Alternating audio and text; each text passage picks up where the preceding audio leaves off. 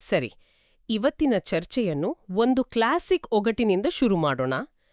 ನಿಮ್ಮ ಬಳಿ 2 ಜಗ್ಗಳಿವೆ ಅಂತ ಇಟ್ಕೊಳ್ಳಿ. ಒಂದ್ರಲ್ಲಿ 3 ಲೀಟರ್ ನೀರು ಹಿಡಿಸುತ್ತೆ, ಇನ್ನೊಂದ್ರಲ್ಲಿ 5 ಲೀಟರ್. ಆದ್ರೆ ಇವುಗಳ ಮೇಲೆ ಯಾವುದೇ ಅಳತೆಯ ಗುರುತುಗಳಿಲ್ಲ.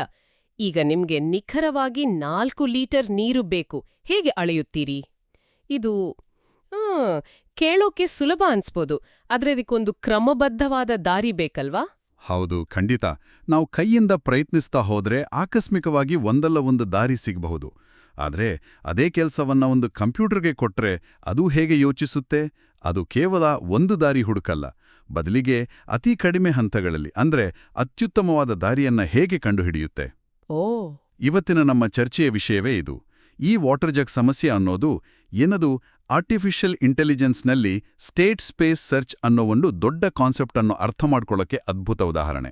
ಓಕೆ, ಸ್ಟೇಟ್ ಸ್ಪೇಸ್ ಸರ್ಚ್ ಅಂದ್ರೆ ಒಂದು ಸಮಸ್ಯೆಯ ಎಲ್ಲಾ ಸಾಧ್ಯತೆಗಳನ್ನು ಒಂದು ನಕ್ಷೆ ತರ ನೋಡಿ ಅದರಲ್ಲಿ ಗುರಿಗೆ ಹೋಗೋ ದಾರಿಯನ್ನ ಹುಡುಕೋದು, ಸರಿನಾ? ಎಕ್ಸಾಕ್ಟ್ಲಿ. ಹಾಗಾದ್ರೆ ಈ ಒಗಟಿನಲ್ಲಿ ನಿಯಮಗಳೇನು?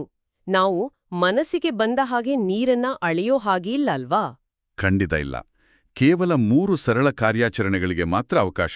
ಒಂದು, ಯಾವುದಾದ್ರೂ ಒಂದು ಜಗ್ಗನ್ನ ಪೂರ್ತಿಯಾಗಿ ತುಂಬಿಸೋದು. ಸರಿ. 2, ಯಾವುದಾದ್ರೂ ಜಗ್ಗನ್ನ ಪೂರ್ತಿಯಾಗಿ ಖಾಲಿ ಮಾಡೋದು. ಓಕೆ. ಮತ್ತು 3ನೇದು, ಒಂದು ಜಗ್ಗಿನಿಂದ ಇನ್ನೊಂದು ಜಗ್ಗಿಗೆ ನೀರು ಹಾಕೋದು. ಆದರೆ ಹೀಗೆ ಹಾಕುವಾಗ 2ನೇ ಜಗ್ ಪೂರ್ತಿ ತುಂಬುವವರೆಗೂ ಅಥವಾ ಮೊದಲನೇ ಜಗ್ ಖಾಲಿಯಾಗುವವರೆಗೂ ಮಾತ್ರ. ಅಷ್ಟೇ. ಸರಿ, ನಿಯಮಗಳು ಸ್ಪಷ್ಟವಾಗಿವೆ. ಹಾಗಾದ್ರೆ ನಮ್ಮ ಆರಂಭದ ಸ್ಥಿತಿ ಅಂದ್ರೆ ಸ್ಟೇಟ್, 2 ಜಗ್ ಖಾಲಿ ಇರೋದು 0,0 ಅಂತ ಕರೆಯುವುದು. ಹೌದು. ಮತ್ತು ನಮ್ಮ ಗುರಿ ಯಾವುದಾದ್ರೂ ಒಂದು ಜಗ್ನಲ್ಲಿ 4 ಲೀಟರ್ ನೀರಿರೋದು, ಅಂದ್ರೆ x,4 ಅಥವಾ 4,y. ಇಲ್ಲಿ ನನಗೊಂದು ಪ್ರಶ್ನೆ. ಹೇಳಿ. ಈ 3 ಲೀಟರ್ ಮತ್ತು 5 ಲೀಟರ್ ಜಗ್ ಬಳಸಿ 4 ಲೀಟರ್ ಅಳಿಯೋದು ಸಾಧ್ಯ ಅಂತ ನಮಗೆ ಹೇಗೆ ಗೊತ್ತು? ಒಂದು ವೇಳೆ ನಾನು 6 ಲೀಟರ್ ಮತ್ತು 9 ಲೀಟರ್ ಜಗ್ ಕೊಟ್ಟು 4 ಲೀಟರ್ ಅಳೆಯಿರಿ ಅಂದಿದ್ರೆ ಅದು ಸಾಧ್ಯವಾಗ್ತಿತ್ತಾ? ಇದು ಬಹಳ ಮುಖ್ಯವಾದ ಪ್ರಶ್ನೆ. ಉತ್ತರ 6 ಲೀಟರ್ ಮತ್ತು 9 ಲೀಟರ್ ಜಗ್ ಬಳಸಿ 4 ಲೀಟರ್ ನೀರನ್ನ ಅಳೆಯಲು ಅಸಾಧ್ಯ. ಓ, ಹಾಗಾದ್ರೆ ಕೆಲವು ಸಮಸ್ಯೆಗಳಿಗೆ ಪರಿಹಾರವೇ ಇರೋದಿಲ್ವಾ? ಯಾಕೆ? ಇದರ ಹಿಂದೆ ಏನಾದ್ರೂ ಗಣಿತದ ನಿಯಮ ಇದೆಯಾ? ಖಂಡಿತ ಇದೆ. ಇದಕ್ಕೊಂದು ಸರಳ ನಿಯಮ ಇದೆ. ಪರಿಹಾರ ಸಾಧ್ಯವೋ ಇಲ್ವೋ ಅಂತ ತಿಳಿಯಕ್ಕೆ ನಾವು 2 ಜಗ್ಗಳ ಸಾಮರ್ಥ್ಯದ GCD ಅಂದ್ರೆ ಗ್ರೇಟೆಸ್ಟ್ ಕಾಮನ್ ಡಿವೈಸರ್ ಅನ್ನ ನೋಡಬೇಕು. GCD ಮಹತ್ತಮ ಸಾಮಾನ್ಯ ಭಾಜಕ. ಹೌದು. ನಮ್ಮ ಉದಾಹರಣೆಯಲ್ಲಿ ಜಗ್ಗಳು 3 ಮತ್ತು 5 ಲೀಟರ್ನವು. 3 ಮತ್ತು 5 ಎರಡನ್ನು ಪೂರ್ತಿಯಾಗಿ ಭಾಗಿಸುವ ಅತಿದೊಡ್ಡ ಸಂಖ್ಯೆ ಯಾವುದು? 1. ಕರೆಕ್ಟ್, 1. ನಮ್ಮ ಗುರಿ 4 ಲೀಟರ್. 4ಅನ್ನ 1ರಿಂದ ಭಾಗಿಸಬಹುದು. ಆದ್ರಿಂದ ಪರಿಹಾರ ಖಂಡಿತ ಇದೆ. ವಾವ್! ಹಾಗಾದ್ರೆ 6 ಮತ್ತು 9 ಲೀಟರ್ ಜಗ್ಗಳ ವಿಷಯದಲ್ಲಿ 6 ಮತ್ತು 9 ಎರಡನ್ನು ಭಾಗಿಸುವ ಅತಿದೊಡ್ಡ ಸಂಖ್ಯೆ 3. ಅಂದ್ರೆ ಅವುಗಳ GCD 3. ನೀವು ಯಾವುದೇ ಕಾರ್ಯಾಚರಣೆ ಮಾಡಿದ್ರೂ ಆ ಜಗ್ಗಳಲ್ಲಿರೋ ನೀರಿನ ಪ್ರಮಾಣ ಯಾವಾಗಲೂ 3ಯ ಗುಣಕಗಳಲ್ಲಿಯೇ ಇರುತ್ತೆ. 0, 3, 6, 9 ಹೀಗೆ. ಓ, ಸರಿ ಸರಿ. ನಿಮಗೆ ಬೇಕಾಗಿರೋದು 4 ಲೀಟರ್. 4 ಅನ್ನು 3ಯಿಂದ ಪೂರ್ತಿಯಾಗಿ ಭಾಗಿಸೋಕಾಗಲ್ಲ. ಹಾಗಾಗಿ ಅದು ಅಸಾಧ್ಯ. ಹೌದು. ಸಮಸ್ಯೆಯನ್ನ ಬಿಡಿಸೋಕೆ ಶುರು ಮಾಡೋ ಮೊದಲೇ ಅದಕ್ಕೆ ಪರಿಹಾರ ಇದೆಯಾ ಇಲ್ವಾ ಅಂತ ಹೇಳ್ಬಿಡ್ಬೋದು. ಇದು ನಿಜವಾಗಿಯೂ ಒಂದು ಆಹಾ ಕ್ಷಣ. ಹಾಗಾದ್ರೆ ನಮ್ಮ 3 ಮತ್ತು 5 ಲೀಟರ್ ಜಗ್ ಪ್ರಾಬ್ಲಮ್ಗೆ ಪರಿಹಾರ ಇದೆ ಅಂತ ಗೊತ್ತಾಯ್ತು. ಆದ್ರೆ ಹಲವಾರು ದಾರಿಗಳಿರ್ಬೋದಲ್ಲ? ಅದರಲ್ಲಿ ಅತ್ಯುತ್ತಮ ದಾರಿಯನ್ನ ಅಂದ್ರೆ ಅತಿ ಕಡಿಮೆ ಹಂತಗಳ ದಾರಿಯನ್ನ ಕಂಪ್ಯೂಟರ್ ಹೇಗೆ ಹುಡುಕುತ್ತೆ? ನಿಖರವಾಗಿ ಇಲ್ಲಿಯೇ ಬ್ರೆಡ್ತ್ ಫಸ್ಟ್ ಸರ್ಚ್ ಅಥವಾ BFSನ ಪಾತ್ರ ಬರೋದು. BFS? ಹೌದು. BFS ಅಂದ್ರೆ ಹಂತ ಹಂತವಾಗಿ ಹುಡುಕೋದು. ಇದನ್ನೊಂದು ಉದಾಹರಣೆ ಮೂಲಕ ಅರ್ಥ ಮಾಡ್ಕೊಳ್ಳೋಣ. ನೀವು ಒಂದು ದೊಡ್ಡ ಬಿಲ್ಡಿಂಗ್ನಲ್ಲಿ ಕಳೆದು ಹೋದ ಕೀಲಿಯನ್ನು ಹುಡುಕ್ತಿದ್ದೀರಿ ಅಂತ ಇಟ್ಕೊಳ್ಳಿ. ಓಕೆ. ನೀವು ಮೊದಲು ನೆಲಮಡಿಯ ಎಲ್ಲಾ ಕೋಣೆಗಳನ್ನು ಹುಡುಕ್ತೀರಿ. ಅಲ್ಲಿ ಸಿಗದಿದ್ರೆ ನಂತರ ಮೊದಲ ಮಡಿಯ ಎಲ್ಲಾ ಕೋಣೆಗಳನ್ನ ಪರಿಶೀಲಿಸ್ತೀರಿ. ಆಮೇಲೆ 2ನೇ ಮಡಿ, ಹೀಗೆ. ಹೌದು. ನೀವು 3ನೇ ಮಡಿಗೆ ಹೋಗೋ ಮೊದಲು 2ನೇ ಮಡಿಯ ಪ್ರತಿಯೊಂದು ಮೂಲೆಯನ್ನು ನೋಡಿರ್ತೀರಿ. ಸಿಗತ್ತೆ. ಅಂದ್ರೆ ಕಡಿಮೆ ಶ್ರಮದಲ್ಲಿ ಸಿಗತ್ತೆ. ಇದು ಅರ್ಥ ಆಯ್ತು. ಆದ್ರೆ ಕಂಪ್ಯೂಟರ್ ಇದನ್ನ ಹೇಗೆ ಕಾರ್ಯರೂಪಕ್ಕೆ ತರುತ್ತೆ?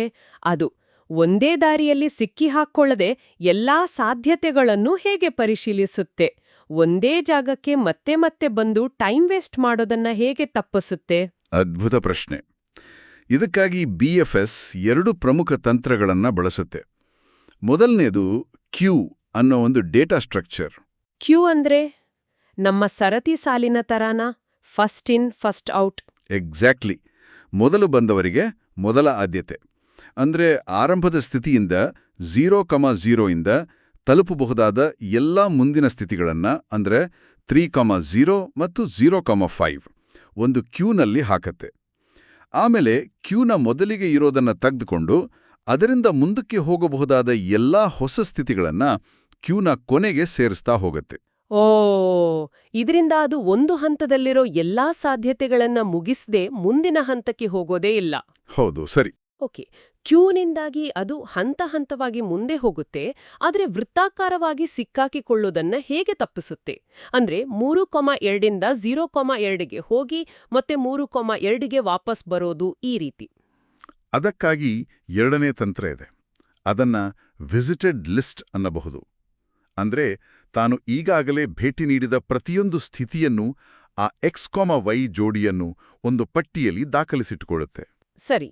ಮುಂದಿನ ಯಾವುದೇ ಕಾರ್ಯಾಚರಣೆಯಿಂದ ಬರೋ ಹೊಸ ಸ್ಥಿತಿಯು ಈಗಾಗಲೇ ಆ ಪಟ್ಟಿಯಲ್ಲಿದ್ರೆ ಅದನ್ನ ಕಡೆಗಣಿಸುತ್ತೆ. ಇದು ಒಂದು ರೀತಿ ನಾನು ಈ ಜಾಗವನ್ನ ಈಗಾಗಲೇ ನೋಡಿದ್ದೇನೆ ಮತ್ತೆ ಇಲ್ಲಿಗೆ ಬಂದು ಸಮಯ ವ್ಯರ್ಥ ಮಾಡೋದು ಬೇಡ ಅಂತ ಹೇಳಿದ ಹಾಗೆ. ಓ, ಇದರಿಂದ ಪುನರಾವರ್ತನೆ ತಪ್ಪುತ್ತೆ. ಹೌದು. ಈ ಎರಡೂ ತಂತ್ರಗಳಿಂದಾಗಿ BFS ವ್ಯವಸ್ಥಿತವಾಗಿ ಪುನರಾವರ್ತನೆ ಇಲ್ಲದೆ ಅತ್ಯುತ್ತಮ ಪರಿಹಾರವನ್ನ ಖಂಡಿತವಾಗಿ ಕಂಡುಹಿಡಿಯುತ್ತೆ. ಓಕೆ, ಈಗ ಚಿತ್ರ ಸ್ಪಷ್ಟವಾಗ್ತಿದೆ. ಹಾಗಾದ್ರೆ ನಮ್ಮ ಮೂಲ ಒಗಟಿನಲ್ಲಿ BFS ಕಂಡುಹಿಡಿದ ಆ ಅತ್ಯುತ್ತಮ ದಾರಿ ಯಾವುದು? ಅದು ಎಷ್ಟು ಹಂತ ತಗೊಳುತ್ತೆ? BFS ಪ್ರಕಾರ ಈ ಗುರಿಯನ್ನ ತಲುಪೋಕೆ ಕನಿಷ್ಠ 6 ಹಂತಗಳು ಬೇಕು. 6 ಹಂತಗಳು? ಹೌದು. ಆ ದಾರಿ ಹೀಗಿದೆ. ನಾವು 0ಯಿಂದ ಶುರು ಮಾಡ್ತೀವಿ. ಹಂತ 1, ಮೊದಲು 5 ಲೀಟರ್ ಜಗ್ಗನ್ನ ತುಂಬಿಸ್ತೀವಿ. ಸ್ಥಿತಿ 0,5. ಸರಿ. ಹಂತ 2, ಅದರಿಂದ 3 ಲೀಟರ್ ಜಗ್ಗಿಗೆ ನೀರು ಸುರಿತೀವಿ. ಸ್ಥಿತಿ 3,2. ಈಗ ಬರೋ ಹಂತ ಸ್ವಲ್ಪ ವಿಚಿತ್ರ ಅನ್ಸ್ಬೋದು.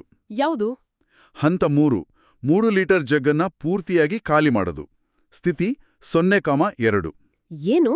ಕೈಯಲ್ಲಿರೋ ನೀರನ್ನ ಚೆಲ್ಲೋದಾ? ಹೌದು. ಸಾಮಾನ್ಯ ಬುದ್ಧಿಗೆ ಇದು ಸರಿ ಅನ್ಸಲ್ಲ, ಆದ್ರೆ BFSಗೆ ಇದು ಗುರಿಯತ್ತ ಒಂದು ಹೆಜ್ಜೆ. ಓಕೆ, ಮುಂದೆ? ಹಂತ 4, ಈಗ 5 ಲೀಟರ್ ಜಗ್ನಲ್ಲಿ 2 ಲೀಟರ್ ನೀರನ್ನ ಖಾಲಿ 3 ಲೀಟರ್ ಜಗ್ಗುಗೆ ಹಾಕ್ತೀವಿ. ಸ್ಥಿತಿ 2,0. ಓಕೆ. ಹಂತ 5, ನಂತರ ಖಾಲಿಯಾದ 5 ಲೀಟರ್ ಜಗ್ಗನ್ನ ಮತ್ತೆ ತುಂಬಿಸ್ತೀವಿ. ಸ್ಥಿತಿ 2,5. ಹಂತ 6, ಕೊನೆಯದಾಗಿ 5 ಲೀಟರ್ ಜಗ್ನಿಂದ 3 ಲೀಟರ್ ಜಗ್ಗಿಗೆ ನೀರು ಸುರಿತೀವಿ. ಆ 3 ಲೀಟರ್ ಜಗ್ನಲ್ಲಿ ಈಗಾಗಲೇ 2 ಲೀಟರ್ ನೀರಿದೆ. ಎಕ್ಸಾಕ್ಟ್ಲಿ. ಹಾಗಾಗಿ ಅದಕ್ಕೆ ಕೇವಲ 1 ಲೀಟರ್ ನೀರು ಹಿಡಿಸುತ್ತೆ. ಆ 1 ಲೀಟರನ್ನು ಸುರಿದಾಗ 5 ಲೀಟರ್ ಜಗ್ನಲ್ಲಿ ಸರಿಯಾಗಿ 4 ಲೀಟರ್ ನೀರುಳಿಯುತ್ತೆ. ನಮ್ಮ ಅಂತಿಮ ಸ್ಥಿತಿ 3,4. ಗುರಿ ಸಾಧನೆಯಾಯಿತು. ಅದ್ಭುತ. ಕೇವಲ 6 ಹಂತಗಳು. ಮತ್ತು BFS ಗ್ಯಾರಂಟಿ ಕೊಡೋದೇನಂದ್ರೆ ಇದಕ್ಕಿಂತ ಕಡಿಮೆ ಹಂತಗಳಲ್ಲಿ ಈ ಗುರಿಯನ್ನ ತಲುಪೋಕೆ ಬೇರೆ ದಾರಿಯೇ ಇಲ್ಲ. ನಿಜ. ಈ ಒಗಟು ಬಿಡಿಸೋದು ಒಂದ್ ರೀತಿ ಖುಷಿ ಕೊಡುತ್ತೆ. ಆದ್ರೆ ಈ ಜಗ್ಗಳಲ್ಲಿ ನೀರಳೆಯೋದಕ್ಕೂ ನೈಜ ಪ್ರಪಂಚದ ದೊಡ್ಡ ಸಮಸ್ಯೆಗಳಿಗೂ ಏನ್ ಸಂಬಂಧ? ಇದು ಕೇವಲ ಕಂಪ್ಯೂಟರ್ ವಿಜ್ಞಾನಿಗಳಿಗೆ ಒಂದು ಆಟವಾ? ಖಂಡಿತ ಇಲ್ಲ. ಇದರ ಹಿಂದಿರೋ ತತ್ವಗಳು ಅತ್ಯಂತ ಶಕ್ತಿಶಾಲಿ ಮತ್ತು ವ್ಯಾಪಕವಾಗಿ ಬಳಕೆಯಾಗತ್ತೆ. ಉದಾಹರಣೆಗೆ ಲಾಜಿಸ್ಟಿಕ್ಸ್ ಮತ್ತು ಸಪ್ಲೈ ಚೈನ್ ಬಗ್ಗೆ ಯೋಚಿಸಿ. ಗೂಗಲ್ ಮ್ಯಾಪ್ಸ್ ತರನಾ? ಹೌದು. ಗೂಗಲ್ ಮ್ಯಾಪ್ಸ್ ಅಥವಾ ಡೆಲಿವರಿ ಆಪ್ಗಳು ಒಂದು ಜಾಗದಿಂದ ಇನ್ನೊಂದು ಜಾಗಕ್ಕೆ ಅತ್ಯುತ್ತಮ ಮಾರ್ಗವನ್ನ ಹೇಗೆ ಕಂಡುಹಿಡಿಯುತ್ತೆ? ಪ್ರತಿಯೊಂದು ರಸ್ತೆ ಸಂದಿಪನ್ನು ಒಂದು ಸ್ಥಿತಿ ಮತ್ತು ಪ್ರತಿಯೊಂದು ರಸ್ತೆಯನ್ನ ಒಂದು ಕಾರ್ಯಾಚರಣೆ ಅಂತ ಪರಿಗಣಿಸಿದ್ರೆ BFSನಂಥ ಅಲ್ಗಾರಿದಮ್ಗಳು ಕಡಿಮೆ ಟ್ರಾಫಿಕ್ ಅಥವಾ ಕಡಿಮೆ ದೂರವಿರೋ ದಾರಿಯನ್ನ ಹುಡುಕೋಕೆ ಸಹಾಯ ಮಾಡುತ್ತೆ. ಹಾಗೆಯೇ ರೋಬೋಟಿಕ್ಸ್ನಲ್ಲೂ ಕೂಡ ಒಂದು ವೇರ್ಹೌಸ್ನಲ್ಲಿರೋ ರೋಬೋಟ್ ಒಂದು ವಸ್ತುವನ್ನ ತೆಗೆದುಕೊಂಡು ಇನ್ನೊಂದು ಜಾಗಕ್ಕೆ ಇಡೋಕೆ ಅತ್ಯಂತ ಕಡಿಮೆ ದೂರದ ದಾರಿಯನ್ನ ಕಂಡುಹಿಡಿಯಬೇಕಾದ್ರೆ ಇದೇ ತರ್ಕವನ್ನ ಬಳಸಬಹುದು. ನಿಖರವಾಗಿ. ಪ್ರತಿಯೊಂದು ಚಲನೆ ಒಂದು ಕಾರ್ಯಾಚರಣೆ, ಪ್ರತಿಯೊಂದು ಸ್ಥಳ ಒಂದು ಸ್ಥಿತಿ. ಅಷ್ಟೇ ಅಲ್ಲ, ನೆಟ್ವರ್ಕಿಂಗ್ನಲ್ಲಿ ಇಂಟರ್ನೆಟ್ ಡೇಟಾ ಪ್ಯಾಕೆಟ್ಗಳನ್ನ ಕಳಿಸೋಕೆ ಕಡಿಮೆ ಹಾಪ್ಸ್ ಇರೋ ದಾರಿಯನ್ನ ಕಂಡುಹಿಡಿಯೋಕೆ ಇದನ್ನ ಬಳಸ್ತಾರೆ. ಗೇಮ್ ಥಿಯೋರಿಯಲ್ಲಿ ಕೂಡ ಅಲ್ವಾ? ಚೆಸ್ನಂತಹ ಆಟಗಳಲ್ಲಿ. ಹೌದು. ಎದುರಾಳಿಯನ್ನ ಕೆಲವೇ ನಡೆಗಳಲ್ಲಿ ಸೋಲಿಸೋ ಸಾಧ್ಯತೆಗಳನ್ನ ವಿಶ್ಲೇಷಿಸೋಕೆ ಈ ರೀತಿಯ ಸರ್ಚ್ ಅಲ್ಗಾರಿದಮ್ಗಳು ಬೇಕೇ ಬೇಕು. ಮೂಲಭೂತವಾಗಿ ಎಲ್ಲೆಲ್ಲಿ ಒಂದು ಗುರಿ ಇದೆಯೋ ಮತ್ತು ಆ ಗುರಿಯನ್ನ ತಲುಪೋಕೆ ಹಲವಾರು ಹಂತಗಳು ಮತ್ತು ಆಯ್ಕೆಗಳಿವೆಯೋ ಅಲ್ಲೆಲ್ಲ ಈ ತತ್ವಗಳು ಅನ್ವಯವಾಗುತ್ತೆ. ಆದ್ರೆ ಈ ಎಲ್ಲಾ ಉದಾಹರಣೆಗಳು ಅಂದ್ರೆ ಗೂಗಲ್ ಮ್ಯಾಪ್ಸ್, ರೋಬೋಟ್ಸ್ ಇವೆಲ್ಲವೂ ಬಹಳ ನಿಯಂತ್ರಿತ ಪರಿಸರದಲ್ಲಿ ಕೆಲಸ ಮಾಡ್ತವೆ. ನಿಯಮಗಳು ಸ್ಪಷ್ಟವಾಗಿವೆ. ಆದ್ರೆ ನಮ್ಮ ದೈನಂದಿನ ಜೀವನದ ಸಮಸ್ಯೆಗಳು ಅಷ್ಟು ಸ್ಪಷ್ಟವಾಗಿರೋದಿಲ್ಲ. ಈ ಕ್ಲೀನ್ ಗಣಿತದ ಮಾದರಿ ಅಲ್ಲಿ ಹೇಗೆ ಸಹಾಯ ಮಾಡಬಲ್ಲದು? ಇದು ಬಹಳ ಸೂಕ್ಷ್ಮವಾದ ವಿಷಯ. ನೀವು ಹೇಳಿದ್ದು ಸರಿ, ಜೀವನದ ಸಮಸ್ಯೆಗಳು ಗೊಂದಲಮಯವಾಗಿ ಇರ್ತವೆ. ಆದರೆ ಈ ಮಾದರಿಯು ನಮಗೊಂದು ಯೋಚನಾ ಚೌಕಟ್ಟನ್ನು ಕೊಡತ್ತೆ.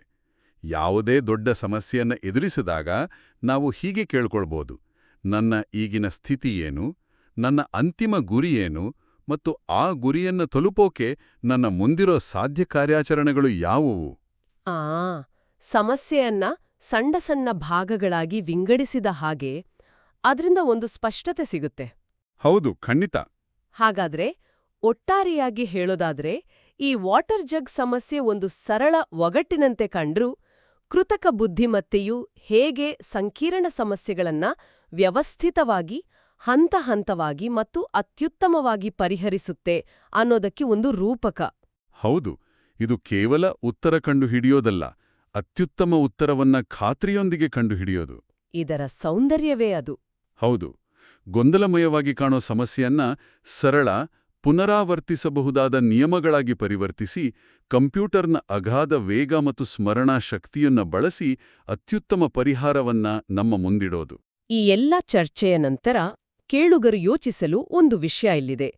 ನಮ್ಮ ದೈನಂದಿನ ಜೀವನದಲ್ಲಿ ನಾವು ತೆಗೆದುಕೊಳ್ಳುವ ನಿರ್ಧಾರಗಳನ್ನ ಈ ಸ್ಥಿತಿಗಳು ಮತ್ತು ಕಾರ್ಯಾಚರಣೆಗಳು ಅನ್ನೋ ಚೌಕಟ್ಟಿನಲ್ಲಿ ನೋಡೋಕೆ ಪ್ರಯತ್ನಿಸಿದ್ರೆ ಏನಾಗ್ಬಹುದು?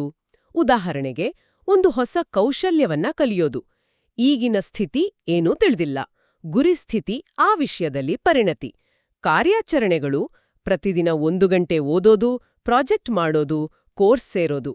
ಹೀಗೆ ನಮ್ಮ ಸಮಸ್ಯೆಗಳನ್ನ ವಿಂಗಡಿಸಿದ್ರೆ ನಮ್ಮ ಗುರಿಗಳನ್ನ ತಲುಪುವ ದಾರಿ ಹೆಚ್ಚು ಸ್ಪಷ್ಟವಾಗಬಹುದೇ?